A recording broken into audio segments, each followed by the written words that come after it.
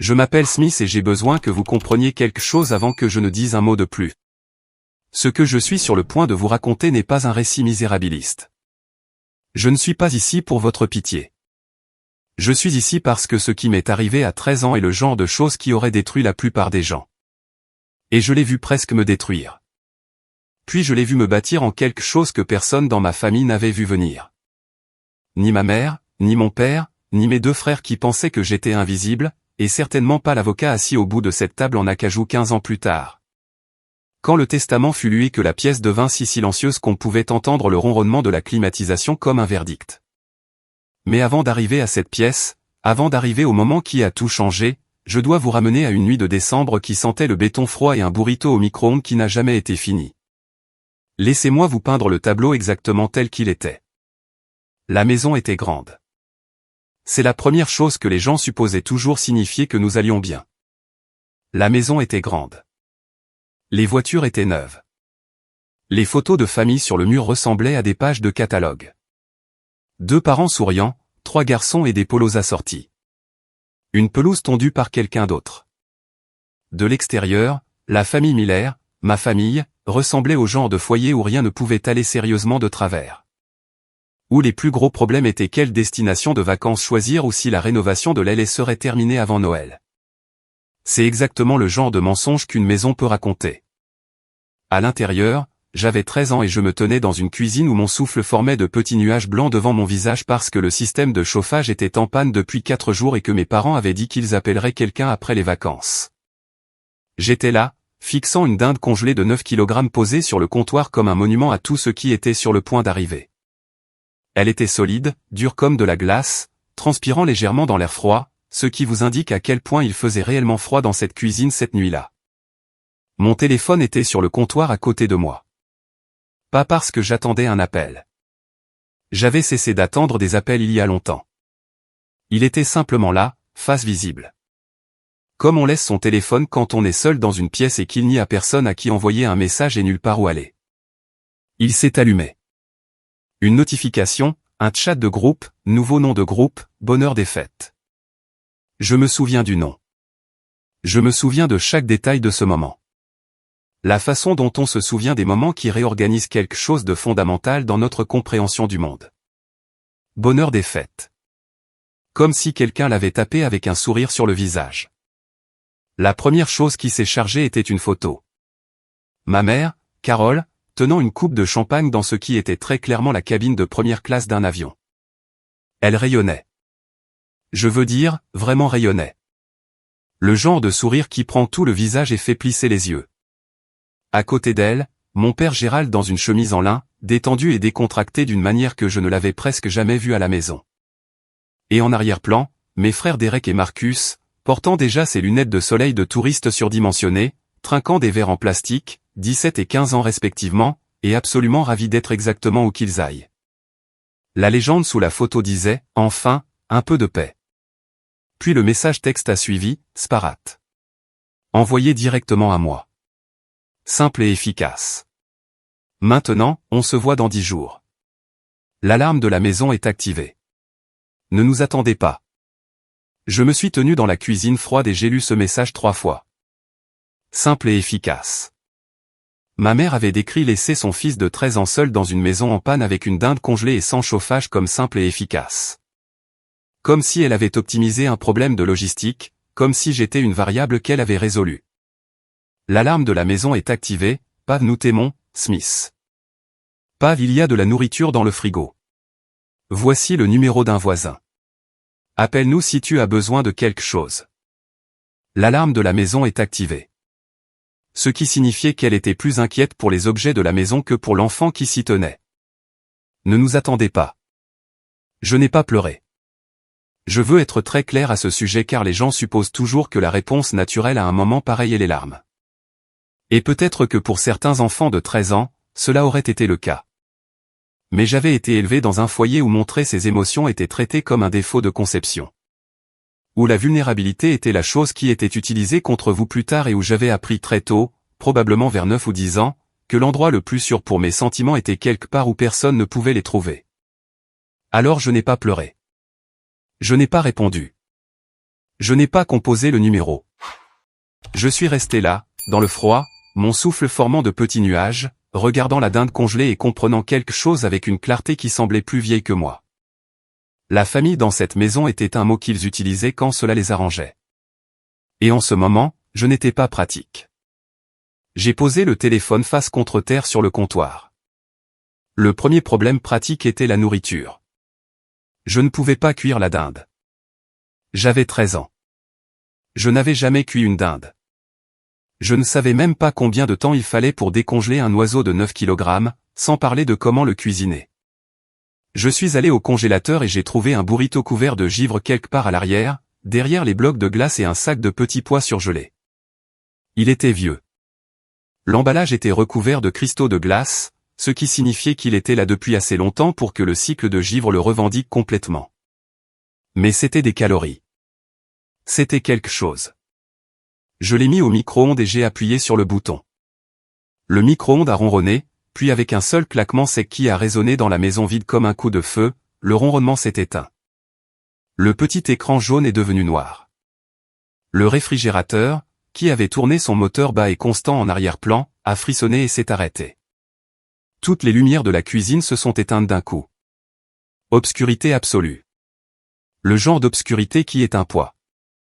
Le genre qui presse contre vos yeux et vous rend soudainement et intensément conscient de la grandeur de l'espace autour de vous et à quel point vous êtes seul à l'intérieur. Le froid qui s'était insinué des bords de la pièce s'est précipité dans le silence et a revendiqué son centre. Je suis resté complètement immobile. Je n'ai pas crié.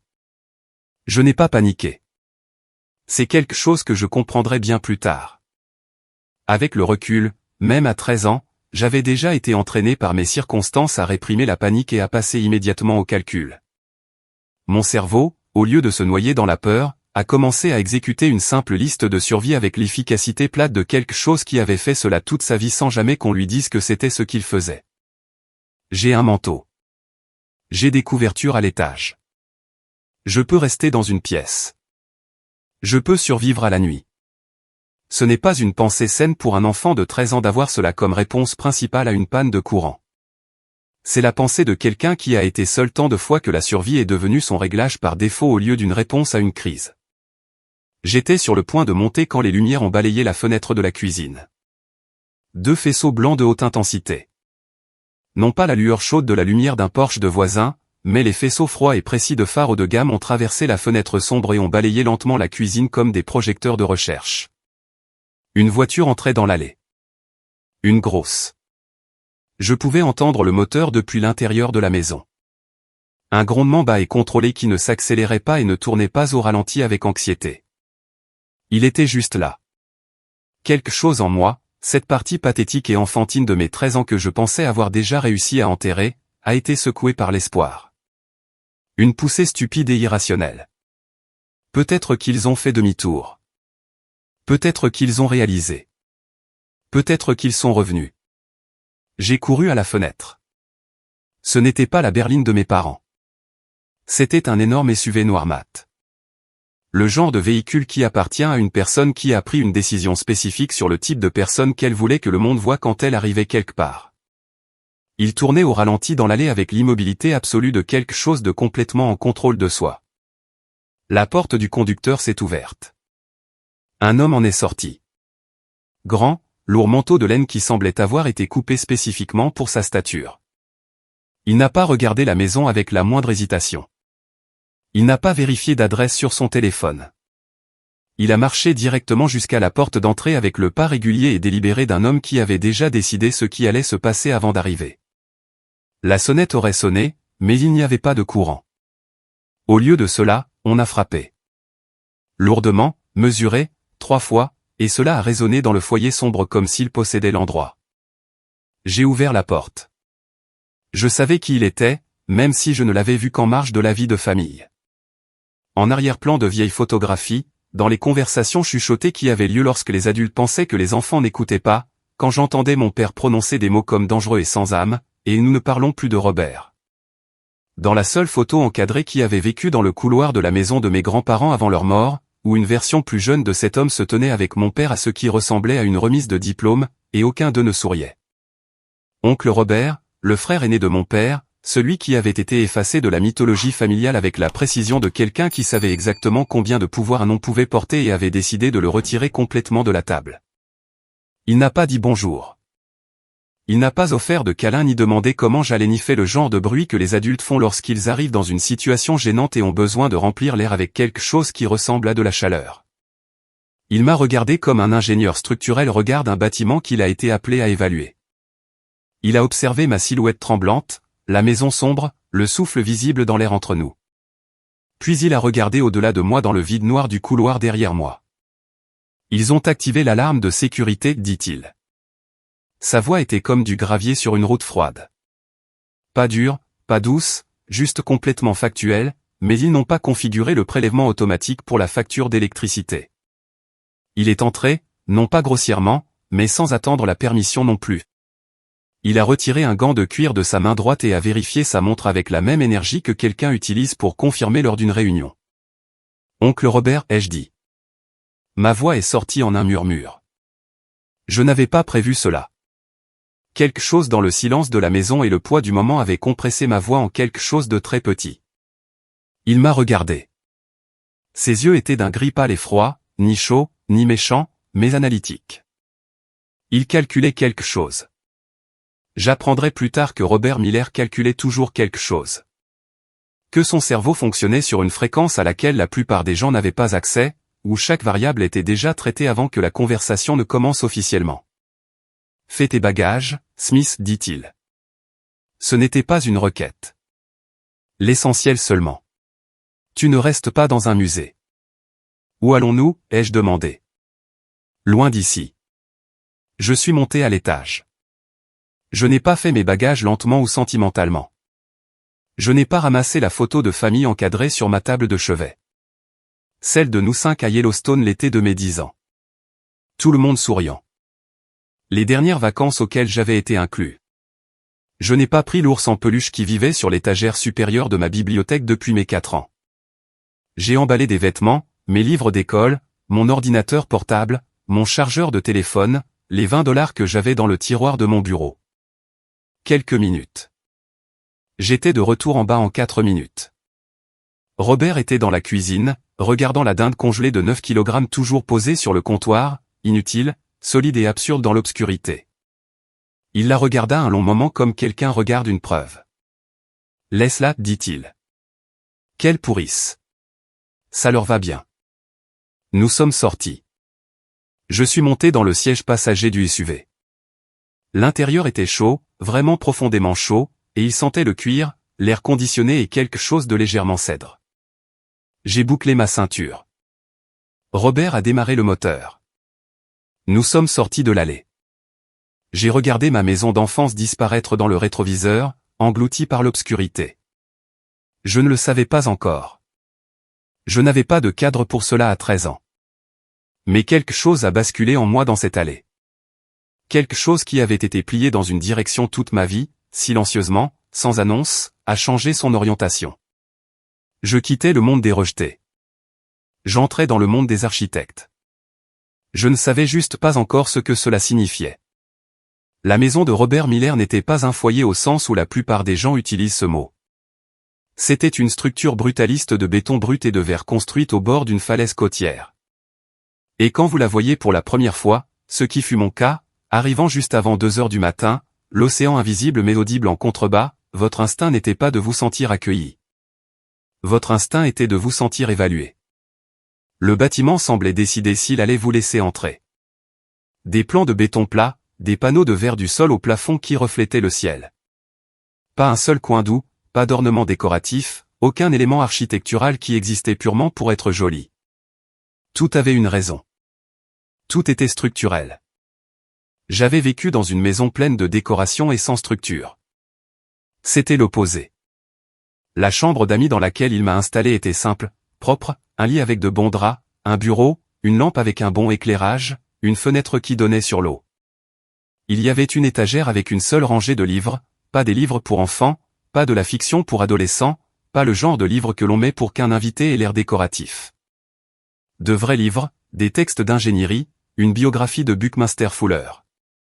3 livres sur le droit des contrats, un volume mince sur la théorie de la négociation.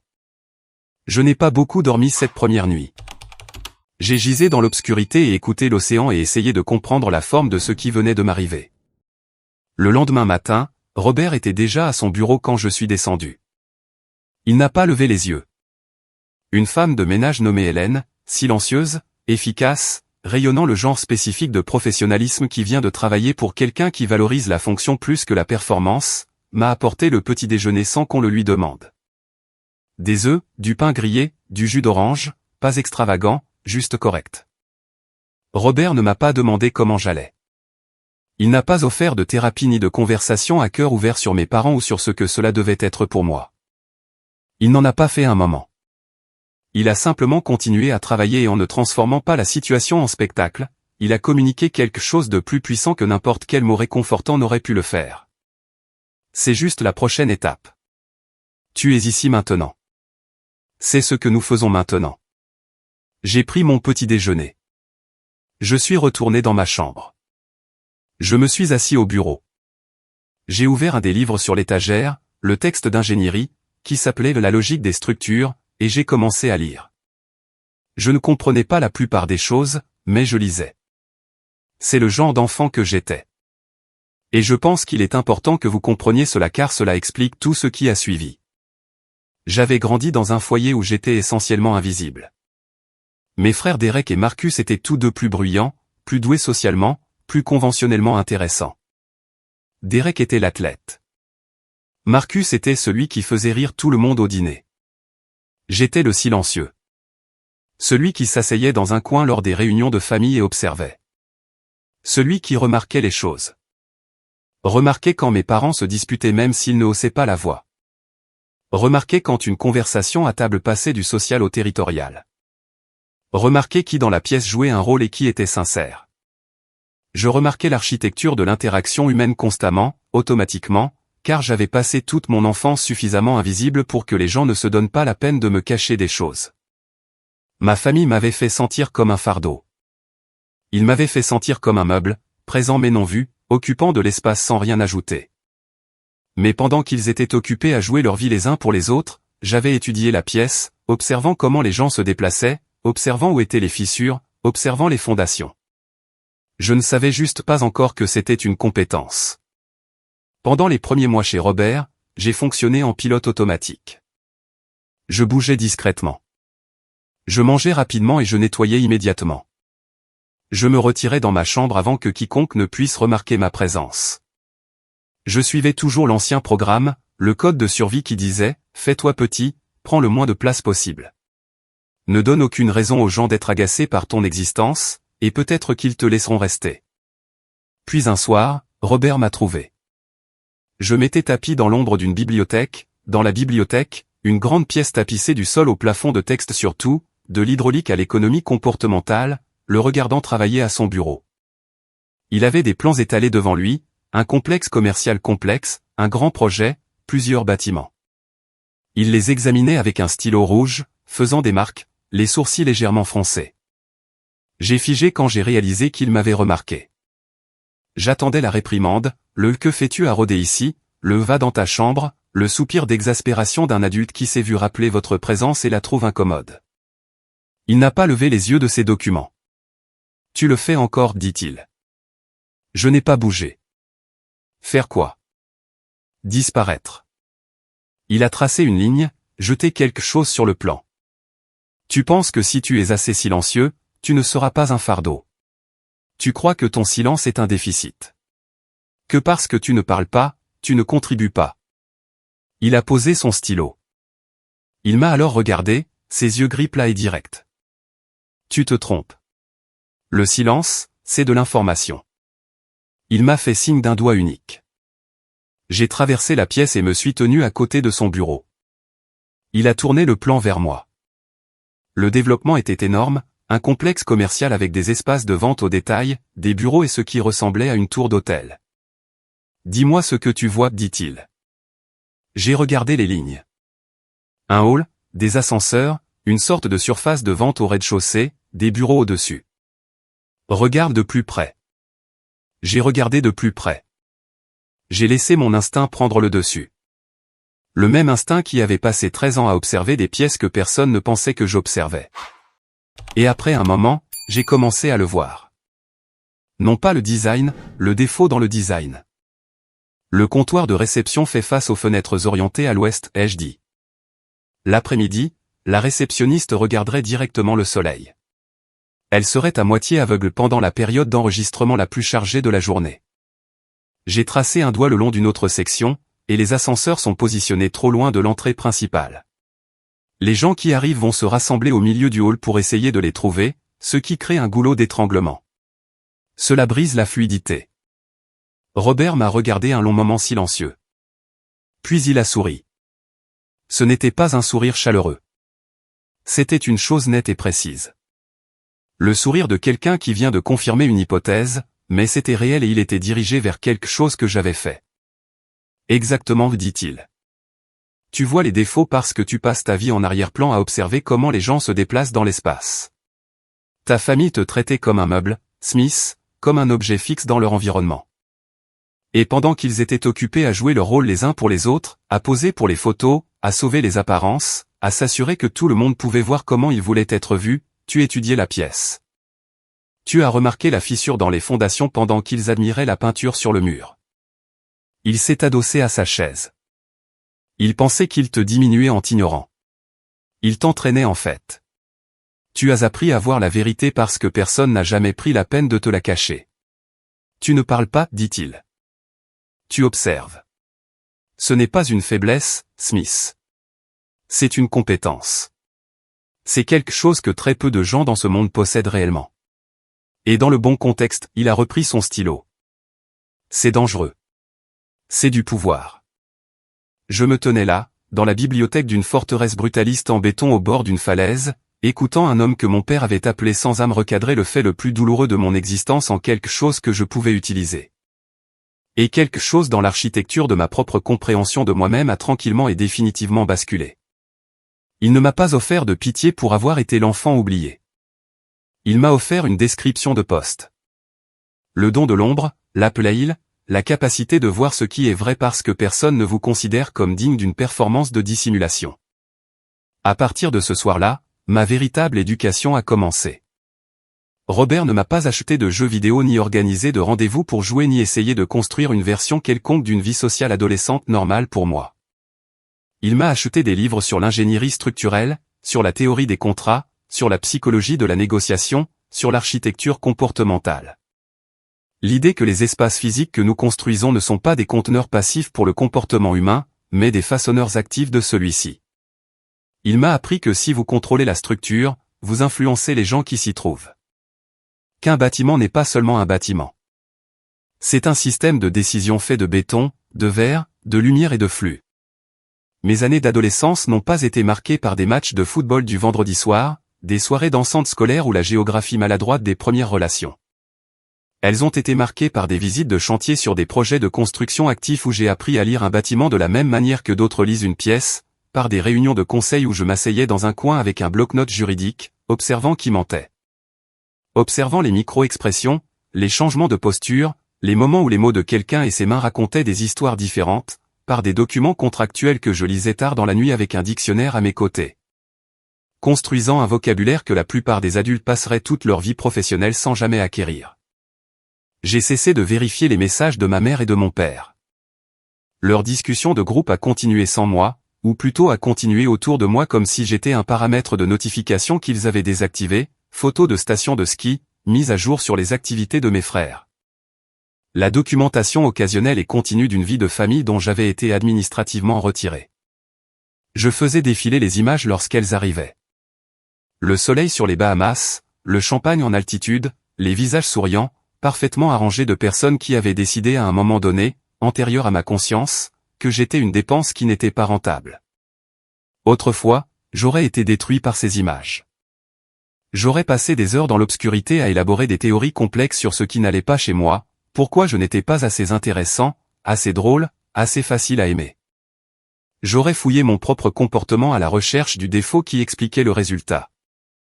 Mais assis dans ma chambre dans la forteresse de béton, entouré de textes d'ingénierie et du bruit de l'océan, je commençais à comprendre quelque chose qui mettrait des années à être pleinement articulé, mais que je ressentais dans mes os. Même alors, leur rejet n'était pas une information sur moi. C'était une information sur eux. Le défaut n'était pas dans mes fondations. Le défaut était dans les leurs. Et j'apprenais à construire quelque chose d'inébranlable. À l'âge de 16 ans, j'avais appris plus sur l'influence. La vraie influence, celle qui existe dans les contrats, les lois de zonage, les instruments financiers et la psychologie humaine, que la plupart des adultes n'en rencontrent en une décennie de vie professionnelle. Robert n'était pas un enseignant doux. Il ne louait pas l'effort pour lui-même. Il ne donnait pas de trophées de participation ni ne créait de victoires artificielles. Quand j'avais tort, il le disait spécifiquement sans adoucissement. Quand j'avais raison, il le notait avec la même précision froide. Ce qu'il me donnait constamment et sans exception, c'était son attention véritable, pas l'attention performative de quelqu'un qui essaie de paraître un bon mentor. L'engagement réel et ciblé d'un homme qui avait décidé que vous valiez son temps. Il y a cependant une leçon à laquelle je pense plus que tout autre. Une seule rencontre qui a cristallisé tout ce qu'il avait essayé de m'enseigner. J'avais 16 ans. Mon espace de travail était une table de jeu que j'avais récupérée du sous-sol. Littéralement une table pliante avec un pied bancal qui vacillait chaque fois que j'effaçais un trait de crayon. La lampe dessus était une pince-lampe bon marché d'une pharmacie qui produisait le genre de lumière qui vous donne une fatigue oculaire après 1 heure. J'avais enduré cela parce que demander des choses n'avait jamais été quelque chose qui me semblait sûr dans ma vie précédente. Et même dans la maison de Robert, même après 3 ans, l'ancien réflexe se déclenchait toujours. Mais j'avais besoin de travailler et je ne pouvais pas travailler correctement dans ces conditions. J'ai trouvé Robert dans le solarium un après-midi tardif, révisant des rapports trimestriels avec une tasse de café qui avait refroidi d'une manière qui communiquait une indifférence totale au confort de la température ambiante. Je suis resté dans l'embrasure de la porte un instant, me réajustant. Puis je suis entré. J'ai besoin d'un nouveau bureau, dis-je. Et d'une meilleure lampe. L'éclairage de ma chambre est insuffisant pour le dessin. Il n'a pas levé les yeux de ses papiers. Combien ? J'avais fait la recherche. J'avais regardé des bureaux qui conviendraient, des surfaces de dessin appropriées, la bonne hauteur, une bonne qualité de fabrication, environ $800 pour les deux. Il est resté silencieux un instant. Puis il a posé ses papiers et m'a regardé. Pourquoi pas ? Je n'ai pas compris la question. Parce que j'en ai besoin. Le besoin n'est pas un critère d'achat, Smith. Le besoin est le minimum. La question est, qu'est-ce que tu vas en faire ? Il a pris son café, a découvert qu'il était froid, l'a reposé avec un léger déplaisir. T'acheter des meubles ne t'apprend rien. Les construire t'apprend tout. Il a tendu la main vers le tiroir de la table d'appoint à côté de lui et en a retiré un chéquier. Il a écrit un chèque, l'a déchiré et l'a fait glisser sur la surface entre nous. Je l'ai ramassé. $5000. C'est ton budget, dit-il. Je ne veux pas que tu achètes un bureau, Smith. Je veux que tu conçoives un espace de travail, pas une chambre d'adolescent, pas un bureau, un sanctuaire. Il m'a regardé avec ses yeux gris plats et a dit quelque chose que j'ai porté avec moi chaque jour depuis. Ta famille t'a fait sentir en insécurité dans ta propre maison. Ils t'ont fait sentir comme un invité qui avait dépassé le temps qui lui était imparti. Je veux que tu construises une pièce où tu es l'autorité, où tu es intouchable, où chaque élément de l'environnement est quelque chose que tu as choisi, quelque chose que tu comprends, quelque chose qui t'appartient. Il a marqué une pause. Si tu peux construire cette pièce, tu peux construire n'importe quoi. J'ai pris le chèque. Je suis monté à l'étage et me suis assis sur la table de jeu, qui vacillait sous moi. Et j'ai regardé le chèque de $5000 et j'ai ressenti quelque chose dont je n'avais pas de nom à 16 ans, mais que je comprends maintenant comme la sensation spécifique d'avoir un vrai problème à résoudre par quelqu'un qui vous croyait capable de le résoudre. J'ai passé les 3 mois suivants dans un état d'obsession que je n'avais jamais connu auparavant. Je n'ai pas dépensé les $5000 comme un adolescent avec $5000. Je les ai dépensés comme un architecte avec un cahier des charges, un budget et un client. Et le client, c'était moi-même, ce qui signifiait que le cahier des charges était plus exigeant que tout ce qu'un client externe aurait pu fixer. J'ai commencé par tout enlever de la pièce. J'ai arraché le tapis, littéralement, à main nue et avec un cutter, pour exposer le sous-plancher en béton brut. J'ai nettoyé le béton. Je l'ai scellé. J'ai peint les murs d'un gris ardoise foncé, non pas un choix décoratif, mais un choix calculé. J'avais étudié comment la lumière se comporte dans différents environnements colorés et je savais qu'un mur mat foncé absorbe la lumière plutôt que de la réfléchir, ce qui crée un environnement ciblé plutôt qu'expansif dans un espace où j'avais besoin de me concentrer. Je ne voulais pas que la lumière rebondisse. Je voulais la diriger. J'ai conçu un bureau en L sur mesure, non pas acheté, mais conçu. J'ai dessiné les plans moi-même. J'ai passé 2 semaines à affiner les dimensions, la profondeur, la hauteur, la gestion des câbles, l'intégration de la surface de dessin avec la surface informatique. Ensuite, j'ai trouvé un métallurgiste local, un soudeur nommé Paul, qui avait un petit atelier à 40 minutes de là, et je suis allé le rencontrer. J'avais 16 ans. Il m'a regardé avec le scepticisme tolérant que les adultes accordent aux enfants qui se présentent pour avoir des conversations d'adultes. J'ai posé mes dessins sur son établi. Il les a regardés. Son expression a légèrement changé. Il m'a donné un prix. Je lui ai dit que le prix était 20% trop élevé pour la qualité du travail fini sur les pièces de son portfolio exposées sur le mur de son atelier et j'ai spécifiquement pointé 3 soudures qui montraient une incohérence dans le motif de soudure. Son expression a de nouveau changé. Nous avons négocié. J'ai obtenu le prix dont j'avais besoin. Robert m'avait appris que l'on ne négocie qu'à partir d'une position de connaissance réelle. Le bluff est un outil à court terme avec un coût à long terme. La vraie influence vient du fait d'avoir raison. J'ai installé des panneaux acoustiques sur 2 des murs. J'avais mesuré la fréquence de résonance de la pièce et déterminé que sans traitement, les surfaces en béton créeraient un motif d'écho spécifique que je trouvais cognitivement perturbateur. J'ai acheté une vraie chaise de travail, ergonomique, réglable, le genre qui positionne correctement votre corps plutôt que de détruire lentement vos vertèbres lombaires avec le temps. J'ai construit une petite plateforme surélevée le long d'un mur pour ma table de dessin, me donnant une ligne de vision claire vers la fenêtre sans l'éblouissement. Quand ce fut terminé, j'ai appelé Robert. Il est resté dans l'embrasure de la porte et a regardé la pièce très longtemps. Il n'a pas fait de bruits enthousiastes. Il n'a pas dit oh wow ou super travail, gamin, ou aucune des choses que l'on fait pour paraître encourageant. Il est entré dans la pièce. Il a vérifié les soudures du cadre du bureau avec ses mains, testant les joints. Il a testé la lumière. Il a appuyé sur les panneaux acoustiques pour vérifier l'installation. Il a passé une main sur le sol en béton. Il s'est tourné vers moi, un seul hochement de tête. Net, unique, décisif. Bien, dit-il, et il est sorti. Ce seul mot, prononcé avec le minimum absolu de performance, valait plus pour moi que toutes les louanges effusives que j'avais jamais reçues de quiconque dans ma vie. C'était vrai. C'était précis. C'était du respect. Je me suis assis dans ma nouvelle chaise à mon nouveau bureau dans mon centre de commande et j'ai ressenti pour la première fois de ma vie.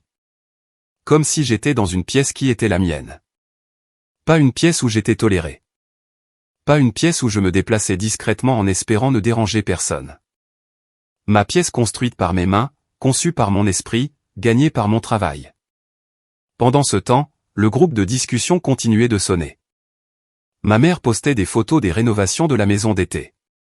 Mes frères à leurs activités respectives, vivant leur vie respective au sein de la famille qui s'était réorganisée sans problème sans moi. La façon dont on réorganise les meubles quand une pièce se casse et que l'on place simplement quelque chose d'autre à sa place et que l'on passe à autre chose. Avant, je me demandais ce que l'on ressentait en voyant ces photos, si elles avaient encore le pouvoir d'atterrir quelque part de tendre en moi. Assis dans le centre de commande gris et silencieux que j'avais construit à partir de rien, j'ai réalisé que non. Non pas parce que je m'étais engourdi, mais parce que je comprenais enfin l'architecture de ce qu'elles étaient. Une surface de performance. La mise en scène élaborée d'une vie de famille qui avait une apparence extérieure et signifiait quelque chose d'entièrement différent à l'intérieur. J'avais fini d'étudier la peinture sur le mur. Je regardais maintenant les fondations, et je pouvais voir exactement ce qui s'effritait. J'ai terminé le lycée 16 mois avant l'heure, non pas parce que j'essayais de prouver quelque chose, mais parce que j'avais fini. Fini avec le rythme institutionnel, fini avec l'environnement, prêt pour que la véritable éducation commence sérieusement. Robert m'avait préparé à l'école d'architecture non pas comme un choix romantique mais comme un choix stratégique. L'architecture, me disait-il, est la discipline qui se situe à l'intersection de toutes les autres disciplines. Tu dois comprendre l'ingénierie et tu dois comprendre les gens et tu dois comprendre l'argent et tu dois comprendre le pouvoir. Fais tout cela bien et tu ne seras jamais impuissant. Il a financé toute mon éducation. Il a appelé cela un investissement dans les infrastructures, ce qui était un cadrage si spécifique, précis, et non sentimental de ce que la plupart des gens appellent payer les études universitaires que j'ai éclaté de rire. La première fois que je me suis souvenu d'avoir réellement ri de quoi que ce soit depuis des années. L'école d'architecture n'est pas l'endroit où j'ai trouvé mon entourage au sens conventionnel. Je n'étais pas la personne qui se faisait facilement des amis lors des fêtes de campus ou qui naviguait dans les hiérarchies sociales avec grâce. J'étais la personne qui arrivait la première et partait la dernière et connaissait la capacité de charge structurelle du bâtiment dans lequel nous travaillions avant que la plupart de mes camarades de classe n'aient trouvé où était le bon café. Mes professeurs l'ont remarqué. Tous n'ont pas aimé ce qu'ils ont remarqué. Il existe un type d'universitaire spécifique qui trouve qu'un étudiant qui sait déjà ce qu'il pense être là pour enseigner est profondément menaçant. Mais ceux qui étaient réellement compétents ont reconnu quelque chose et lui ont donné de l'espace. J'ai obtenu mon diplôme en étant le premier de ma classe. Je n'ai pas fait de discours. J'ai serré la main du doyen, j'ai récupéré mon diplôme et j'ai appelé Robert depuis le parking. C'est fait, ai-je dit. Bien, dit-il. La prochaine phase commence lundi. Il ne plaisantait pas. J'ai travaillé au sein de son cabinet pendant 2 ans, non pas comme un neveu favorisé, mais comme un employé fonctionnel avec un titre, un bureau et des livrables, et aucune tolérance accordée pour le fait d'être de la famille. Si j'étais en retard, c'était noté. Si mon travail était en dessous du standard, il le disait. Si je faisais quelque chose de bien, il l'utilisait sans fioriture et passait à la chose suivante. Ce furent les 2 meilleures années de ma vie professionnelle car j'apprenais de quelqu'un qui opérait à un niveau que la plupart des gens de l'industrie n'atteignaient jamais et je l'apprenais avec la pleine compréhension qu'il n'y avait pas de plafond au-dessus de moi dans ce contexte. Que quoi que je sois capable de faire, cet environnement me permettrait de le construire. J'ai créé mon propre cabinet à 24 ans, non pas de manière imprudente, mais stratégiquement. J'avais des relations clients. J'avais une réputation dans l'industrie pour un type spécifique de perspicacité structurelle et j'avais les bases financières pour absorber les turbulences initiales de la construction à partir de rien.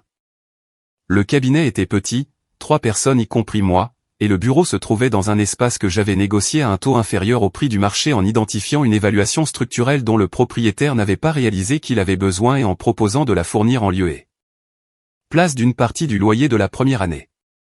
C'est le genre de coup que Robert m'avait appris. Pas intelligent pour le plaisir, mais stratégique. Chaque transaction est une occasion de démontrer de la valeur. Chaque pièce dans laquelle vous entrez, vous apprenez quelque chose ou vous gaspillez la visite. À 26 ans, le cabinet comptait 12 personnes. À 28 ans, je concevais des horizons. Littéralement des bâtiments dont les étages supérieurs seraient visibles à des kilomètres. Des bâtiments qui façonneraient la silhouette des villes. Des bâtiments qui me survivraient d'un siècle ou plus. Se tenant là comme preuve que quelqu'un avait réfléchi attentivement à la façon dont les gens se déplacent dans l'espace, comment la lumière modifie l'expérience d'une pièce. Comment l'ingénierie délibérée d'un environnement façonne le comportement et l'état émotionnel des personnes qui s'y trouvent. J'étais l'architecte et la fondation qui avait été coulée dans une forteresse brutaliste au bord d'une falaise avec un homme qui communiquait le respect par le silence et la précision plutôt que par la chaleur et la performance. Cette fondation était inébranlable. Robert et moi ne sommes pas devenus sentimentaux l'un envers l'autre. Ce n'était pas le vocabulaire de notre relation. Ce que nous avions était quelque chose que j'en suis venu à valoriser plus que le sentimentalisme. Un respect mutuel sincère entre 2 personnes qui se comprenaient clairement. Il m'appelait parfois pour demander mon évaluation d'un projet. Je l'appelais parfois pour discuter d'un problème structurel. 2 fois par an, nous dînions au Cliff House et discutions de l'industrie et du monde et occasionnellement de quelque chose qui frôlait le personnel. Puis l'un de nous redirigeait vers quelque chose de pratique et le moment passait sans que l'un de nous n'ait à jouer un rôle. Il avait 67 ans lorsque j'ai remarqué le changement. C'était subtil, le genre de choses que la plupart des gens auraient manqué. Une légère diminution de la décision de ses mouvements, une pause avant certains mots qui n'avaient pas été là auparavant. Il perdait en vitesse de traitement comme un ordinateur dont le matériel commence à ne plus répondre aux exigences de son logiciel. L'esprit était toujours vif. L'architecture de sa pensée était toujours intacte, mais le système physique qu'il apportait commençait à montrer des compromissions structurelles. Il n'en a pas parlé.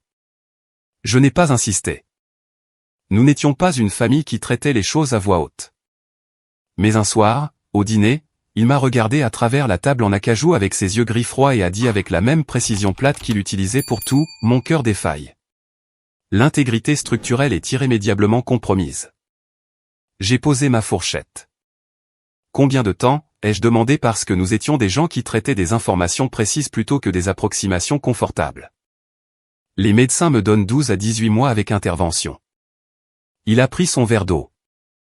J'ai refusé l'intervention parce que j'ai étudié l'analyse coût-avantage et que le différentiel de résultats est insuffisant pour justifier le processus. Il a pris une gorgée, a reposé le verre. Je n'ai pas peur de la fin, Smith. Je suis préoccupé par la transition, le patrimoine, ai-je dit. Le patrimoine et les yens. Il m'a regardé avec quelque chose que j'aurais autrefois décrit comme de la chaleur, bien que j'ai passé des années à le comprendre comme quelque chose de plus précis. Une considération profonde et sérieuse. Ils viendront. Dès que l'écran affichera une ligne plate, ils arriveront avec des avocats et des démonstrations de chagrin et leurs mains tendues. Ils pensent que je suis leur héritage. Ils pensent que tu es le concierge. Que dois-je faire, ai-je demandé. Ce que tu fais toujours, dit-il. Observe la pièce. Sache qui ment. Contrôle la structure. Il est mort un mardi matin, efficacement, comme il avait tout fait. Entre 4 et 5 heures du matin dans la chambre principale donnant sur l'océan où il avait demandé à passer ses dernières semaines afin de pouvoir surveiller les marées. J'étais dans la chambre d'amis au bout du couloir. Je n'ai rien entendu. Quand je suis descendu à 6 heures, Hélène était déjà là, le visage composé, et j'ai compris à la composition de celui-ci ce qui s'était passé. Je n'ai pas pleuré. J'avais du travail à faire. J'ai appelé l'avocat. J'ai appelé l'entreprise de pompes funèbres. J'ai sécurisé le périmètre littéral. Par là, je veux dire que j'ai appelé la société de sécurité et leur ai fait placer quelqu'un à la barrière. J'avais le sentiment, debout dans cette maison silencieuse au petit matin avec l'océan faisant son affaire indifférente en contrebas, que le silence ne durerait pas longtemps. J'avais raison. Les funérailles étaient organisées dans une petite chapelle à flanc de falaise, privée, sur invitation, 30 personnes maximum. Robert n'avait pas été un homme avec un large cercle social. Il avait été un homme avec un cercle précis. Les personnes invitées étaient celles dont il avait gagné et retourné l'estime. C'étaient des architectes, des promoteurs, un ou deux avocats, un ingénieur structurel d'Oslo qui avait collaboré avec lui 20 ans auparavant et le considérait toujours comme l'esprit le plus vif de la pièce. 30 personnes qui le connaissaient réellement. 30 personnes qui étaient réellement là pour pleurer. Je me tenais près de la tombe dans un costume anthracite que j'avais conçu moi-même. J'avais ajouté la couture à mes compétences plusieurs années plus tôt parce que je construisais des horizons et que je devais ressembler à quelqu'un qui construit des horizons et j'ai observé le chemin sinueux qui montait du parking pour les arrivées que je savais imminentes. Ils sont arrivés à 10h55 du matin, 5 minutes avant le service. 3 limousines allongées louées. J'ai reconnu les plaques de la compagnie parce que j'avais utilisé la même compagnie pour le transport de clients et connaissais leur flotte. Elles ont remonté l'allée de gravier comme une procession, comme une déclaration, comme quelque chose de mis en scène. Ma famille est sortie. Ma mère, Carole, en soie noire, se déplaçant avec cette combinaison particulière de fragilité calculée et de dévastation performative que j'ai immédiatement reconnue, non pas comme du chagrin, mais comme l'affichage du chagrin pour un public. Ces grandes lunettes de soleil fonctionnaient à la fois comme un choix esthétique et une dissimulation émotionnelle. Elle tapotait ses yeux avec un mouchoir. Mon père, Gérald, était à son coude, la main sur son dos, le visage configuré dans l'expression spécifique de tristesse digne. Il était mieux habillé que je ne l'avais jamais vu habillé lors d'un véritable événement familial. Il avait fait un effort pour l'héritage. Mes frères Derek et Marcus étaient là aussi. Tous deux avec leurs partenaires respectifs, tous vêtus de noir coordonné qui témoignaient de consultation et de planification. Derek faisait défiler son téléphone en marchant, son visage affichant une performance de solennité au-dessus du cou et fonctionnant en pilote automatique en dessous. Marcus diffusait en direct. Il tenait son téléphone à hauteur d'épaule et je pouvais voir à 10 mètres de distance que le petit point rouge d'enregistrement était actif. Il diffusait en direct les funérailles de mon oncle. Ils sont passés devant moi, non pas grossièrement, non pas délibérément, ils ne m'ont simplement pas vu. Ils sont passés devant le PDG d'un cabinet d'architecture de plusieurs millions de dollars, devant l'homme qui vivait et s'occupait de la maison de Robert pendant les 3 derniers mois de son déclin de santé, devant la personne qui avait organisé tout ce service. Devant le seul membre de la famille qui avait réellement été présent pour les derniers jours de Robert sur Terre. Et ils ont vu l'enfant de 13 ans dans la cuisine gelée. Ils ont vu l'arrière-plan. Ils ont vu la non-entité. Je les ai regardés prendre place. J'ai regardé ma mère accepter les condoléances de personnes qu'elle n'avait jamais rencontrées, jouant l'intimité avec les vrais amis de Robert tandis que les amis échangeaient des regards par-dessus son épaule. J'ai regardé Marcus vérifier le nombre de spectateurs de son téléphone. Après la cérémonie, ils m'ont accosté près des véhicules alors que les gens commençaient à partir. C'était la première fois que l'un d'eux s'adressait directement à moi. Mon père s'est avancé le premier. Il portait le sourire condescendant que j'avais connu toute ma vie, celui qui disait qu'il était sur le point d'expliquer quelque chose de simple à quelqu'un qui nécessitait une simplification. Smith, dit-il, tu as l'air fatigué. Ce n'était pas une déclaration de préoccupation. C'était une évaluation, une façon de me rappeler que j'avais l'air diminué, que j'étais dans un rôle de soutien. Nous pouvons prendre le relais à partir d'ici, mon fils. Le mot « mon fils » était remarquable. J'y ai pensé maintes fois depuis. Il ne m'avait pas appelé mon fils depuis mes 12 ans. La réintroduction de ce mot à ce moment précis, dans ce contexte précis, n'était pas une chaleur familière. C'était une revendication de légitimité. Il établissait sa paternité comme une forme d'accès. Ma mère s'est placée à ses côtés, tendant la main pour toucher mon bras avec une main gantée. Le gant lui-même un choix qui communiquait qu'elle n'était pas prête à établir un contact réel avec moi. « Tu as fait ton devoir, chérie », dit-elle de la voix qu'elle utilisait quand elle voulait paraître généreuse tout en retirant quelqu'un d'une situation. Nous allons maintenant monter à la maison pour évaluer les meubles. Nous voulons voir ce qui vaut la peine d'être gardé avant la vente de succession. Elle me tendit l'autre main, paume vers le haut. « As-tu les clés ou devons-nous appeler un serrurier ?» Elle voulait les clés de la maison.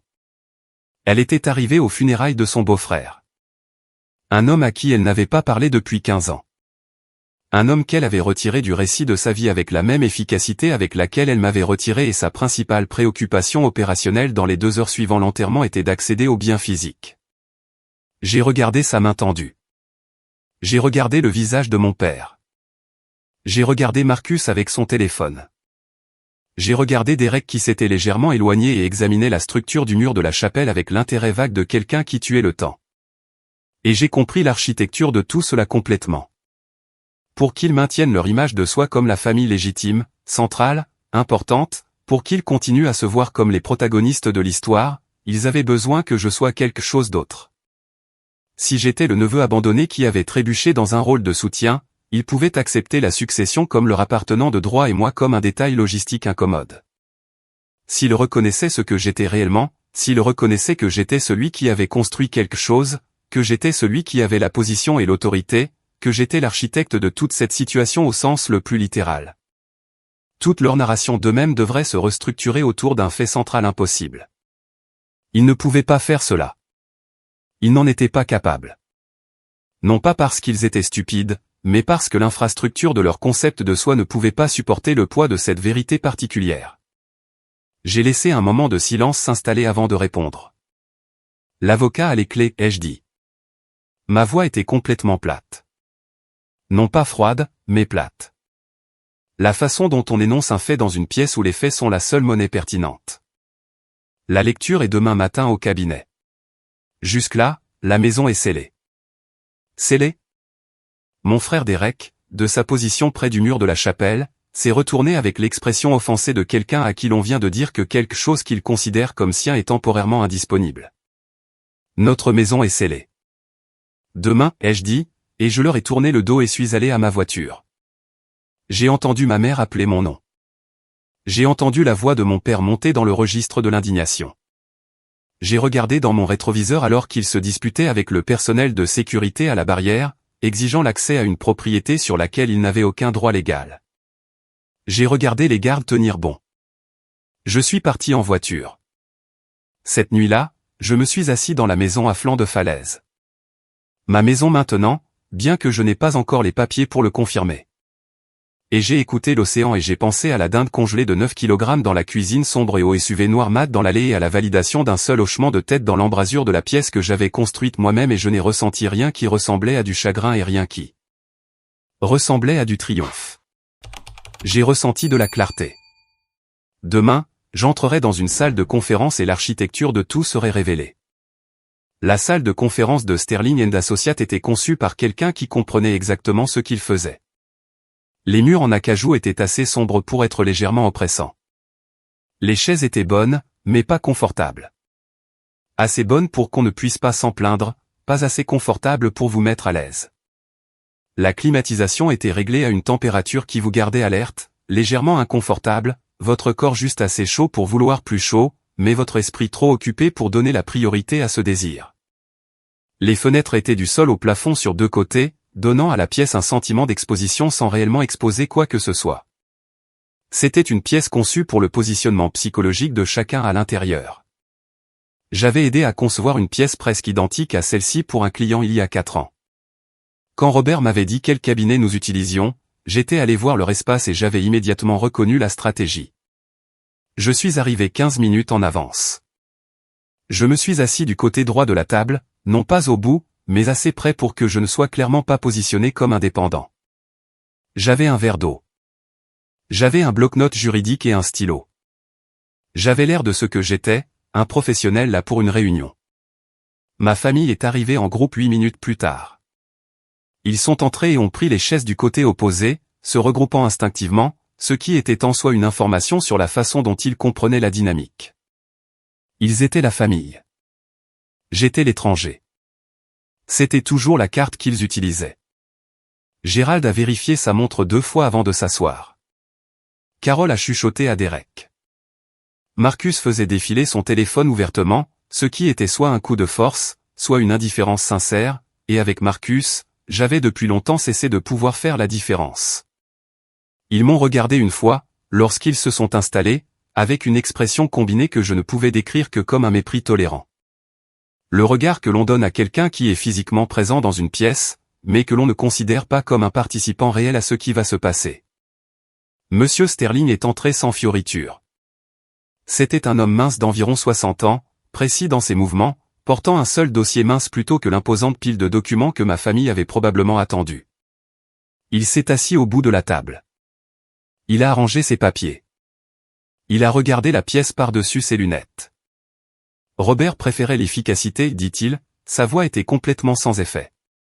Le genre spécifique de neutralité qui prend des années à cultiver et qui fonctionne dans une pièce comme celle-ci comme une forme d'autorité. Alors je serai bref. Gérald s'est légèrement penché en avant. Lisez juste les chiffres. Nous savons qu'il était liquide. Sterling l'a regardé un instant, non pas méchamment, juste avec tout le poids de son indifférence professionnelle, puis a ouvert le dossier. À mon frère Gérald, lut-il, je laisse la dette que vous avez accumulée en 1998. Le billet à ordre pour l'entreprise commerciale ratée d'un montant de 340 000 $ est par la présente pardonné. Vous êtes maintenant solvable. De rien. La pièce est devenue complètement silencieuse. Gérald a cligné des yeux. La couleur de son visage a changé. Qu'était cette note? Il s'est arrêté, s'est recalibré. Cela a été radié il y a des années. Où est-le? Qu'en est-il du patrimoine? Où sont les vrais chiffres? Sterling continua, sans ajuster son rythme ni son expression, à ma belle-sœur Carole, je laisse le silence que vous avez donné à votre fils. Puisse-t-il vous apporter le même réconfort qu'il lui a apporté? La bouche de ma mère s'est ouverte. Ce n'était pas une expression contrôlée. L'architecture de son calme s'est visiblement fissurée, comme un mur se fissure lorsque les fondations bougent. Je ne. Est-ce une blague? Y a-t-il un vrai document? Ce n'est pas. Et finalement, Sterling dit, et il me regarda directement, non pas le groupe, mais moi spécifiquement avec le genre de contact visuel qui est en soi une forme d'information. À mon neveu, Smith, l'architecte de sa propre vie. Je laisse l'intégralité de mon patrimoine, le cabinet, les propriétés, les portefeuilles d'investissement et tous les actifs résiduels. Au total, il marqua une légère pause, juste suffisante. Tout. 3 secondes de silence. Puis la pièce a explosé. La main de mon père a frappé la table avec un bruit de coup de pistolet de départ. C'est illégal. Il était sénile. Elle a manipulé. Il a manipulé. Le garçon vivait avec lui. Il avait de l'influence sur. Il me montrait du doigt et sa voix faisait ce que les voix font lorsque l'histoire que quelqu'un s'est racontée s'effondre et qu'il essaie de la reconstruire en temps réel en parlant. Il a été contraint. Nous contesterons. Nous contestons absolument cela. Marcus avait posé son téléphone pour la première fois. Son visage affichait quelque chose qui ressemblait à de l'incrédulité authentique, ce qui était la chose la plus authentique que j'ai vue de lui en 15 ans. Derek était debout. C'est notre argent. Nous sommes la famille. Nous sommes la famille. Il me fit un geste des deux mains. Et je remarquai que le geste n'était pas achevé, qu'il s'arrêtait avant d'arriver à une destination cohérente parce que la phrase l'obligeait à définir ce que j'étais, et il n'avait pas de mots pour cela qui servit son propos. Assieds-toi, Derek, dis-je. La quiétude de ma voix, non pas douce, non pas suppliante, juste calme, la quiétude spécifique de quelqu'un qui n'a aucun investissement émotionnel dans le bruit qui l'entoure, sembla le surprendre plus que n'importe quel volume l'aurait fait. Il s'assit. Sterling leva une main. Il y a un autre document, dit-il. La pièce redevint silencieuse avec la qualité spécifique de silence qui existe lorsque des personnes désespérées entendent le mot au document et se permettent d'espérer que c'est la correction dont elles ont besoin. Sterling fouilla dans le dossier et en retira un morceau de papier. Non pas un nouveau document, mais un ancien. Le genre d'ancien qui avait une texture, qui avait absorbé le temps comme le papier absorbe ce qui l'entoure. Il le fit glisser sur la table en acajou vers mon père. Gérald le ramassa. Son visage fit quelque chose que je ne lui avais jamais vu faire auparavant, et que je ne lui ai plus jamais vu faire depuis. La couleur disparut, non pas progressivement, mais complètement. Comme une lumière qui s'éteint plutôt que de s'estomper. « Qu'est-ce que c'est » chuchota ma mère. Un accord de prêt, dit Sterling. Daté du 24 décembre, il y a 15 ans. La dinde congelée, le chat de groupe, la cuisine sombre, le bonheur des fêtes, cette date, la date de leur départ. J'ai senti le sang dans mon corps devenir froid et immobile. Robert Miller a accepté d'accorder un prêt de $500 000, continua Sterling, sa voix poursuivant avec l'élan absolument indifférent et continu de l'eau, à Gérald et Carol Miller pour couvrir une combinaison de dettes de jeu, d'obligations commerciales non honorées et de dépenses de maintien de leur style de vie. Robert a accepté de fournir cette somme à une condition. Il marqua une pause et pointa une clause au bas de la page. Il tourna le document face à la pièce. La clause était surlignée. En échange de cette somme, Gérald et Carol Miller acceptent de renoncer à toute revendication parentale directe sur leur fils, Smith Miller. Ils acceptent de transférer la garde physique et légale à Robert Miller et de cesser toute provision financière et émotionnelle continue à l'enfant. Ils acceptent par écrit que l'enfant est le fardeau du prêteur, et non des emprunteurs, à compter de cette date. La pièce était complètement silencieuse. Non pas le silence d'une pièce où les gens se ressaisissent. Le silence d'une pièce où l'architecture vient d'être révélée et où tout le monde regarde l'élément structurel qu'il ne savait pas être là. J'ai regardé le document. J'ai regardé la date. J'ai regardé la signature anguleuse et précise de l'écriture de Robert et, à côté, les signatures bouclées et décontractées de mes parents. Des signatures que je reconnaissais des bulletins de permission, des formulaires scolaires, des quelques documents de mon enfance qui avaient exigé qu'ils reconnaissent formellement mon existence. Ils l'avaient signé, tous les deux, le 24 décembre, il y a 15 ans. Le même jour où ils ont embarqué pour les Bahamas. Le même jour où ils ont activé l'alarme et laissé la maison à un enfant de 13 ans dans l'obscurité. Ils ne m'avaient pas oublié dans un moment de privilège insouciant. Ils n'avaient pas été négligents de la manière désorganisée dont les personnes égocentriques sont négligentes. Ils avaient fait une transaction. Ils s'étaient assis en face de Robert, qui, je le comprenais maintenant, était allé vers eux, les avait approchés, leur avait offert une porte de sortie, et ils avaient signé un document légal me transférant. Comme un billet à ordre, comme une responsabilité, dont ils étaient heureux de se débarrasser de leur bilan. $500 000. C'était le chiffre auquel ils étaient arrivés. C'était le prix auquel le calcul de mon existence passait de coût à bénéfice sur leur grand livre. Un demi-million de dollars valait plus pour eux que ce que j'aurais pu être pour eux en tant que fils. Pas même proche. pas même après délibération. Ils avaient encaissé le chèque et pris des vacances. J'ai levé les yeux du document. J'ai regardé mon père. J'ai regardé ma mère. J'ai regardé mes frères qui absorbaient cela. La façon dont les gens absorbent une information qui restructure leur compréhension de tout ce qu'ils croyaient vrai. Lentement, avec une résistance visible, avec l'expression de personnes dont les fondations sont en train d'être excavées sous leurs pieds en temps réel. Je m'attendais, je crois, à ressentir quelque chose d'énorme à ce moment-là. J'avais pensé, si jamais je m'étais permis de l'imaginer, que la révélation de la véritable raison de mon abandon produirait quelque chose d'opératique. Du chagrin, peut-être de la rage. Le genre d'événement émotionnel sismique que la situation semblait exiger. Ce que j'ai ressenti, c'était de la clarté. La clarté la plus profonde, la plus nette et la plus spécifique que j'ai jamais expérimentée. Parce que le document sur la table n'était pas une tragédie. C'était un reçu. C'était l'écriture comptable qui expliquait enfin chaque ligne qui l'avait précédée. Et en l'expliquant, il a éliminé la dernière question que je m'étais jamais posée sur moi-même par rapport à eux. La question que j'avais portée depuis mes 13 ans, debout dans l'obscurité, mon souffle formant des nuages, me demandant ce qui n'allait pas chez moi, pourquoi je ne valais pas la peine qu'on reste. Rien n'allait chez moi. Il n'y avait jamais eu rien de mal chez moi.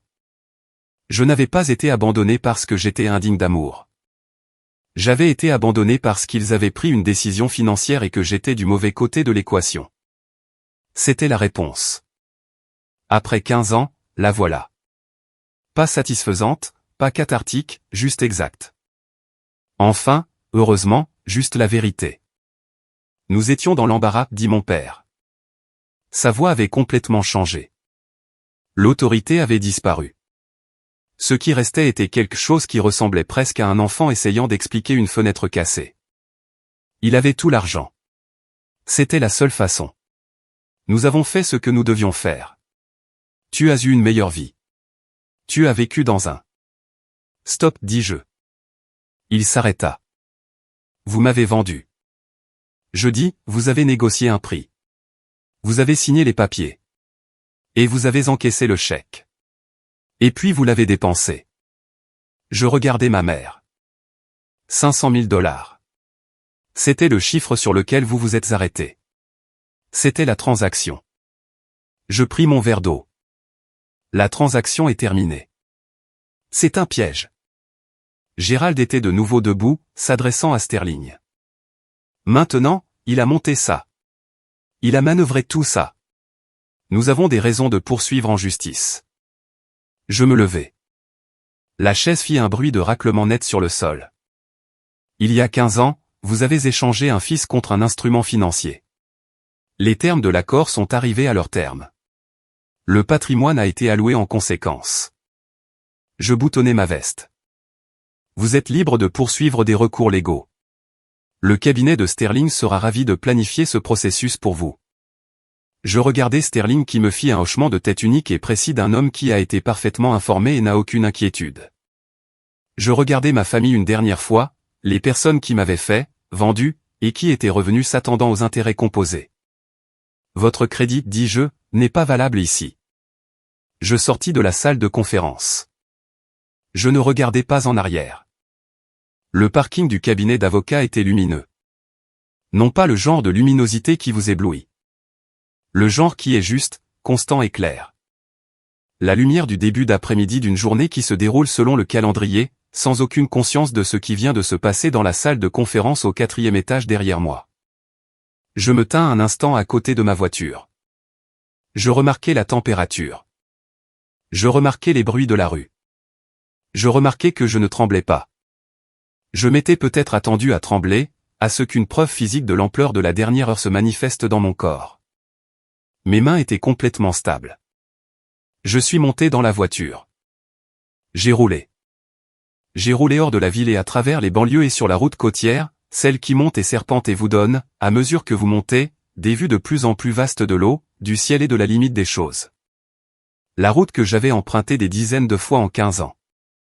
D'abord sur le siège passager de Robert, puis dans ma propre voiture, et qui avait toujours le même effet sur moi. Un dénouement physique graduel, un relâchement de quelque chose dans la poitrine que la ville maintient tendue. quand j'ai atteint la maison à flanc de falaise et que j'ai franchi la barrière, j'ai trouvé une scène que j'avais partiellement anticipée. Une voiture était garée sur le bas-côté de la route juste devant la barrière. La berline de mes parents, non pas les limousines de location des funérailles, leur véritable véhicule, ce qui signifiait qu'ils étaient allés directement du cabinet d'avocat à la maison. Le garde de sécurité que j'avais posté à la barrière se tenait à côté de la voiture, et mon père était sorti de la voiture, se disputant avec lui, une main sur le toit, le langage corporel d'un homme qui croit que son indignation devrait servir de légitimité. J'ai arrêté ma voiture dans l'allée. Je suis sorti. Mon père m'a vu. Il s'est retourné.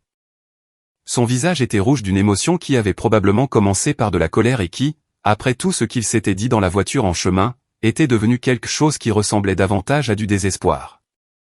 Smith. Il fit plusieurs pas vers moi. Écoute, il faut qu'on parle. Quoi que ce soit qui était là-dedans, quoi que Robert ait monté, regarde, ce document, il y a des questions légales quant à savoir si. Quitte ma propriété, dis-je. Non pas bruyamment, non pas avec colère, mais d'une voix spécifique que j'avais apprise de 15 ans à observer quelqu'un qui n'avait jamais eu besoin d'élever la voix parce qu'il avait déjà contrôlé la structure avant même que la conversation ne commence. Ce n'est pas fini. La voix de mon père montait, comme les voix montent lorsque la personne qui parle perd le contrôle et le sait. Nous allons vous poursuivre. Nous avons des droits. Nous sommes vos parents. Nous vous traînerons devant tous les tribunaux. Vous avez déjà tout pris, dis-je. Et puis vous l'avez dépensé. J'ai regardé le garde de sécurité qui observait avec l'attention professionnelle neutre de quelqu'un qui fait son travail. Veuillez les raccompagner. Je me suis retourné et suis entré dans la maison. J'ai fermé la lourde porte d'entrée derrière moi. Le verrou a fait un bruit en s'enclenchant. Net, précis, décisif. Le métal qui glisse à sa place, le plus mécanique des sons, et peut-être le plus parfait que j'ai jamais entendu. Je me suis tenu dans le hall d'entrée de la maison à flanc de falaise un instant, seul dans son silence et j'ai écouté le son lointain d'un moteur de voiture qui démarrait et s'éloignait sur la route côtière. J'ai écouté l'océan faire ce qu'il fait toujours. J'ai écouté la maison s'installer dans le calme comme le font les structures de béton et de verre. Non pas le grincement de plainte du bois, mais une résonance basse et stable. Le son de l'intégrité structurelle qui se maintient. Je me suis dirigé vers la cuisine, j'ai ouvert mon ordinateur portable, j'ai affiché mes contacts.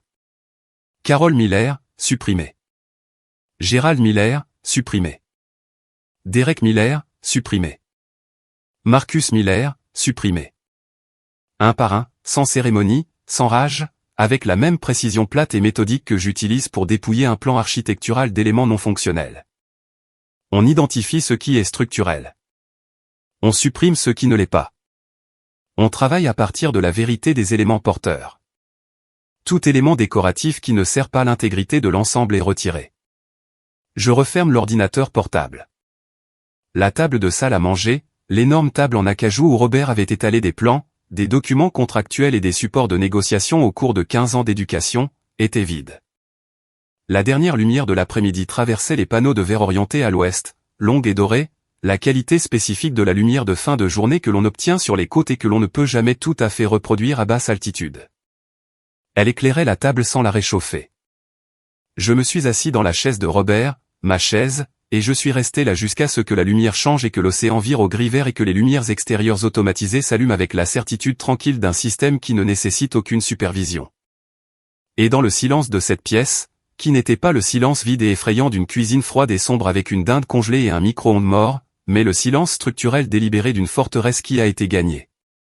Dans ce silence, j'ai enfin compris tout ce qui avait été construit. Pas seulement le patrimoine, pas seulement le cabinet, pas seulement les propriétés et les portefeuilles et les actifs résiduels d'un homme qui avait transformé un enfant abîmé en un atout par le simple fait de le traiter comme tel. J'ai compris ce que j'avais construit. Pas Robert, moi. Chaque livre que j'avais lu dans la pièce grise. Chaque plan que j'avais étudié. Chaque contrat que j'avais analysé jusqu'à comprendre non seulement ce qu'il disait, mais ce qu'il était conçu pour provoquer. Chaque négociation à laquelle j'avais assisté dans un coin avec un bloc-notes juridique. Apprendre l'écart entre ce que les gens disaient vouloir et ce dont ils avaient réellement besoin.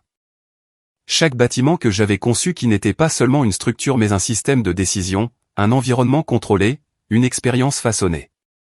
J'avais construit cela pendant 15 ans. J'avais construit cela depuis qu'un garçon de 13 ans se tenait dans une cuisine sombre et froide et décidait, sans comprendre qu'il décidait, que la survie ne suffisait pas. Que le seul résultat acceptable était de devenir quelque chose d'aussi structurellement solide que rien ne pourrait en compromettre l'intégrité. Ils avaient essayé de me bâtir en un déficit, en une charge qu'ils pouvaient décharger en arrière-plan de l'histoire de quelqu'un d'autre. La figure discrète et oubliée qui existait pour que les personnages principaux se sentent plus centraux par contraste.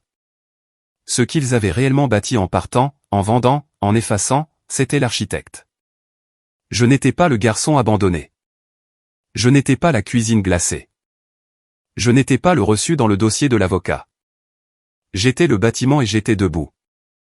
Dans les mois qui ont suivi la lecture, plusieurs choses se sont produites dans une séquence spécifique qu'il me semble utile de documenter car elle illustre quelque chose d'important. Quelque chose sur l'architecture de la motivation humaine et la profonde tendance quasi universelle des êtres humains à confondre la performance avec la substance. Mes parents ont bien sûr engagé un avocat. L'avocat a envoyé une lettre dans les 10 jours suivant la lecture, citant une influence indue, un déclin cognitif, et c'est celle-là qui m'a vraiment impressionné par son audace ou une manipulation émotionnelle d'un aîné vulnérable. L'aîné en question était Robert Miller, qui avait pratiqué le droit comme hobby secondaire pendant 30 ans et qui avait, comme je l'ai appris par la suite, passé les 18 derniers mois de sa vie à travailler avec Sterling pour construire une structure documentaire d'une intégrité juridique absolument impénétrable. Le testament avait été témoigné 3 fois sur 3 mois distincts. Robert avait fourni une déclaration d'intention enregistrée, livrée directement à la caméra devant 2 témoins indépendants et son propre médecin. Il avait anticipé chaque vecteur de contestation avec la précision systématique de quelqu'un qui savait exactement qui allait venir et exactement ce qu'ils allaient tenter. Le recours légal a été abandonné dans les 60 jours. On m'a dit que l'avocat adverse, après avoir examiné le dossier complet, avait conseillé à mes parents que l'affaire avait une probabilité de succès de 0% et que la poursuivre ne générerait que des coûts. Mon père m'a appelé une fois après l'abandon du recours.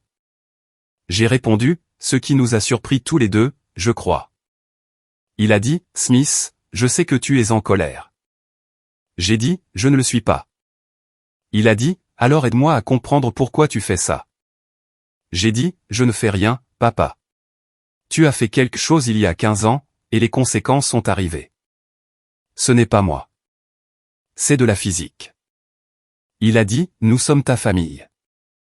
Et j'ai dit, la chose vers laquelle j'avais construit toute ma vie d'adulte sans jamais vraiment savoir que c'était la destination. Non, vous étiez mes parents. Ce sont des choses différentes. Une famille est quelque chose que l'on construit. Vous ne l'avez pas construite. Robert l'a construite. Je l'ai construite. Vous avez encaissé avant que les fondations ne soient coulées. Il est resté silencieux longtemps. Je suis désolé, dit-il. Et je pense qu'il le pensait. D'une manière limitée, comme une personne peut penser quelque chose qu'elle n'atteint qu'après avoir épuisé toutes les alternatives. Mais l'excuse était pour le résultat, pas pour la décision. Il était désolé que cela lui ait coûté quelque chose. Il n'était pas désolé de la transaction elle-même. Je sais, dis-je. Et j'ai raccroché. Ce fut la dernière fois que je lui ai parlé. J'ai beaucoup réfléchi au cours des années qui ont suivi à ce que je devais ressentir à propos de tout cela, à quoi l'arc émotionnel culturellement prescrit d'une histoire comme la mienne était censé ressembler. Le récit de l'orphelin, car dans tous les sens fonctionnels, c'est ce que c'est, même avec des parents biologiques vivants, est censé se résoudre soit par une défaite tragique, soit par une réconciliation triomphale. Soit l'enfant abandonné et brisé au-delà de toute réparation et son histoire est un conte moral sur la négligence, soit la famille brisée finit par se réparer grâce à l'alchimie de l'amour découvert tardivement et du pardon généreusement offert. Je n'ai aucune de ces histoires à vous raconter.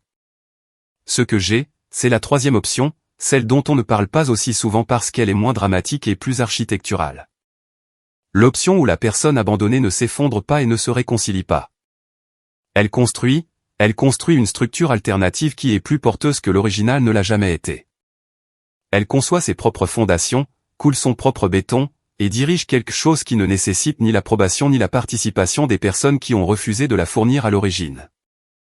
J'ai bâti un cabinet qui, à l'âge de 31 ans, employait 63 personnes et avait réalisé des commandes majeures sur 4 continents. J'ai bâti un partenariat avec 2 architectes, l'un de Tokyo, l'autre de Sao Paulo, qui a produit un travail que je considère parmi les meilleurs de la génération actuelle en conception structurelle. J'ai bâti des amitiés lentement et délibérément avec des gens qui comprenaient la différence entre la performance et la présence.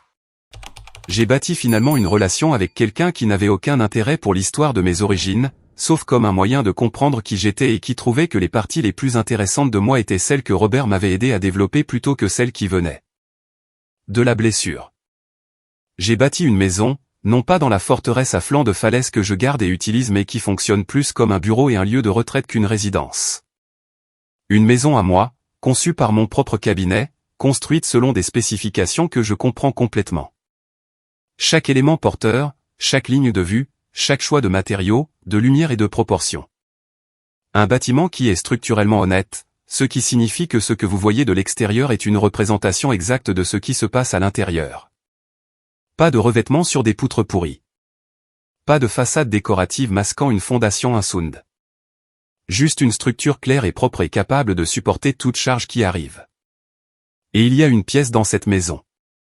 Une pièce qui est la mienne comme la pièce grise dans la maison de Robert était la mienne, où je travaille. Où la lumière est exactement juste et les proportions sont exactement correctes et chaque élément de l'environnement est quelque chose que j'ai choisi, quelque chose que je comprends. Quelque chose qui sert la fonction pour laquelle je l'ai construite. Une pièce où je suis l'autorité, où je suis intouchable. J'ai raconté cette histoire à très peu de gens en entier. Non pas parce que j'en ai honte. Je n'ai honte de rien, sauf des années que j'ai passées à me demander si l'échec était le mien, mais parce que l'architecture complète de celle-ci est compliquée et que les gens ont tendance à vouloir extraire un message simple de structure compliquée. Et les messages simples disponibles dans une histoire comme la mienne sont presque tous faux. La famille, c'est ceux qui sont là pour vous. Vrai, mais incomplet. La version plus précise est, la famille est la structure que vous construisez avec les gens qui vous voient clairement et traitent ce qu'ils voient avec respect. Ce n'est pas donné à la naissance. C'est conçu au fil du temps avec la même délibération que vous apporteriez à toute structure que vous destinez à durer. Le pardon vous libère. Peut-être. Je ne sais vraiment pas. Je n'ai pas pardonné à mes parents au sens conventionnel du terme. Je n'ai pas décidé que ce qu'ils avaient fait était acceptable ou que la relation qui l'a détruite pouvait être reconstruite à partir des décombres. Mais j'ai atteint quelque chose qui fonctionne mieux que le pardon dans ma vie quotidienne réelle, qui est la compréhension. Je comprends exactement ce qu'ils ont fait et pourquoi ils l'ont fait et ce que cela dit d'eux par rapport à ce que cela dit de moi. Cette compréhension ne m'oblige pas à ressentir de la chaleur envers eux ou à maintenir le contact avec eux. Elle ne me demande rien d'autre que la précision. Le succès est la meilleure vengeance. Non, la vengeance exige un investissement continu dans les personnes sur lesquelles vous vous vengez. Ils doivent regarder pour que ce soit une vengeance. Ils doivent s'en soucier. Ma famille, à ma dernière connaissance, ne regardait pas. Ils étaient occupés par le projet continu de leur propre vie, qui continuait de produire les mêmes résultats avec les mêmes défauts structurels pour les mêmes raisons structurelles. Mon succès n'a rien à voir avec eux. Il n'est pas dirigé contre eux. Il est dirigé vers la chose que je construis, qui n'est pas une réponse à eux, mais un projet entièrement indépendant de leur participation ou de leur observation. Voici la leçon que je peux réellement soutenir. Celle qui est vraie dans mon cas spécifique et que je crois avoir une validité structurelle générale. Les gens qui vous ont ignoré vous enseignaient, non pas intentionnellement. Ils n'étaient pas assez généreux pour l'intention, mais fonctionnellement. Chaque fois qu'ils traversaient une pièce sans tenir compte de votre présence, ils entraînaient votre capacité d'observation. Chaque fois qu'ils jouaient une version d'eux-mêmes qui était incompatible avec ce que vous pouviez voir se passer réellement, ils entraînaient votre capacité à lire l'écart entre l'histoire et la structure. Chaque fois qu'ils vous faisaient vous sentir comme un meuble plutôt qu'une personne, ils vous enseignaient ce que cela signifie d'être vraiment invisiblement présent dans une pièce. Une présence invisible, dans le bon contexte, est l'une des positions les plus puissantes disponibles. Robert m'a donné un vocabulaire pour cela. Il m'a donné l'architecture professionnelle et intellectuelle pour convertir une adaptation douloureuse en une compétence professionnelle. Mais la matière première, les années d'observation, les années de calcul, les années à me rendre suffisamment petit pour voir tout ce qui était déjà là. Cela avait été construit de manière douloureuse et involontaire par les personnes mêmes qui pensaient me diminuer. Ils ne me diminuaient pas. Ils fabriquaient les conditions précises requises pour produire ce que je suis devenu. Je ne leur en suis pas reconnaissant. La gratitude implique qu'ils m'aient rendu service, et ils faisaient le contraire d'un service. Ils coupaient les coins sur un élément structurel qu'ils avaient une obligation fondamentale de maintenir et le bâtiment a survécu, non pas à cause de leur négligence, mais malgré elle. Mais j'en suis clair et la clarté, d'après mon expérience, vaut plus que la gratitude. La dinde congelée est toujours dans ma mémoire. La cuisine sombre, la notification de chat de groupe, la légende bonheur des fêtes sous une photo de personnes qui venaient de vendre leur fils et levaient des coupes de champagne au-dessus de cela à 10 000 mètres d'altitude. Je n'ai pas effacé ce souvenir. Je n'ai pas essayé. C'est une donnée structurelle. C'est le compte rendu de ce à quoi ressemblait la fondation originale avant que la reconstruction ne commence. Je la garde comme un architecte garde l'évaluation du site avant la démolition. Non pas comme une blessure, comme un document, comme la photo d'avant qui donne à la photo d'après tout son sens. J'ai 31 ans. Au moment où je vous raconte cela, le cabinet réalise un travail dont je suis fier, de cette manière spécifique, non performative, dont on ne peut être fier que de quelque chose qui vous a réellement demandé de faire de votre mieux plutôt que de simplement en donner l'apparence. Nous avons actuellement une commande en développement dans 3 pays différents. J'ai une équipe de personnes dont beaucoup sont les plus intelligentes et les plus observatrices avec lesquelles j'ai jamais travaillé. Des personnes qui ont été attirées par le cabinet non pas pour son prestige mais pour sa méthode, qui est de toujours regarder la structure en premier et de ne jamais laisser les préoccupations décoratives dicter les décisions d'ingénierie. La maison à flanc de falaise est entretenue. J'y vais pour travailler et réfléchir et occasionnellement pour me tenir dans la pièce qui était celle de Robert et regarder l'océan faire ce que l'océan fait. La table en acajou est toujours là. J'y étale parfois du travail comme il étalait des plans. Et je m'assieds sur la chaise à son bout et j'ai l'expérience silencieuse spécifique de savoir que la personne qui vous a appris à faire ce que vous faites était assise sur cette même chaise, pensant à ce qu'elle construisait dans une pièce qu'elle a également construite à partir de zéro. Mes parents, selon les dernières informations que j'ai reçues par des canaux périphériques, se débrouillent. La dette que Robert leur a pardonnée a été un véritable soulagement matériel pour leur situation et le style de vie qu'ils maintiennent est plus modeste que celui auquel ils aspiraient, mais fonctionnel. Mes frères ont leur propre vie, leur propre famille, leurs propres décisions à prendre sur ce que le passé signifie pour eux et quel poids lui donner. Aucun de nous n'est en contact. Ce n'est pas de l'acrimonie. C'est simplement la conclusion naturelle du fait que nous n'avons pas de relation les uns avec les autres. Nous partageons la biologie, pas l'histoire. Et la biologie sans histoire ne fait pas une famille. Ce que j'ai à la place, c'est une fondation que personne ne peut contester. Une structure bâtie sur la vérité plutôt que sur la performance. La capacité d'entrer dans n'importe quelle pièce et de la lire. Non pas parce que quelqu'un me l'a appris comme une astuce, mais parce que j'ai passé des années à être l'invisible, ce qui est la meilleure formation possible pour voir clairement ce que tous les autres dans la pièce s'efforcent si fort d'obscurcir. Et la connaissance absolue et inébranlable que les gens qui vous dévalorisent, qui vous font vous sentir comme un meuble, qui vous regardent droit dans les yeux et n'enregistrent rien, ces gens-là ne voient pas la pièce. Il manque l'élément le plus important qui s'y trouve. Et cette négligence, avec le temps, a tendance à coûter très cher. Robert m'a dit quelque chose une fois, très près de la fin. Lors d'une de ces soirées qui frôlaient le personnel avant que l'un de nous ne la redirigeait, il a dit, la plus grande réalisation structurelle n'est pas le plus haut bâtiment. C'est le bâtiment qui survit à ce pourquoi il n'a pas été conçu. Le bâtiment qui supporte une charge inattendue et tient bon. J'ai supporté une charge inattendue à 13 ans.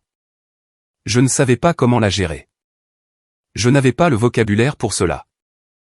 Je me suis tenu dans l'obscurité, mon souffle formant des nuages, et j'ai fait la seule chose que je savais faire, qui était de calculer. Je calcule toujours. Le bâtiment est toujours debout et il le restera longtemps.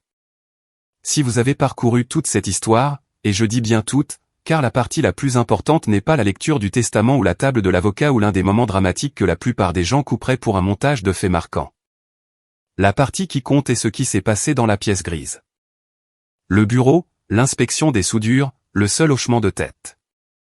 Le moment où un enfant de 13 ans qui avait été entraîné à se rendre invisible s'est vu dire que son invisibilité n'était pas un défaut. C'était une arme. C'est cette partie que je veux que vous reteniez. Car voici ce que j'ai appris en observant les gens évoluer dans ce monde. La plupart d'entre nous portent une version de la dinde congelée. Un événement, une personne, un moment de rejet ou de renvoi ou d'abandon pur et simple que nous avons conservé comme preuve de notre propre insuffisance plutôt que comme preuve de l'échec de vision de quelqu'un d'autre. Nous avons pris la donnée d'être sous-estimée et l'avons classée sous ce qui ne va pas chez moi au lieu de la classer là où elle appartient, sous ce qu'ils ont manqué. Ce qu'ils ont manqué est ce à partir de quoi vous devez construire. L'ombre est un don. Le silence est de l'information. La structure vous appartient à concevoir. Rendez-vous à la prochaine.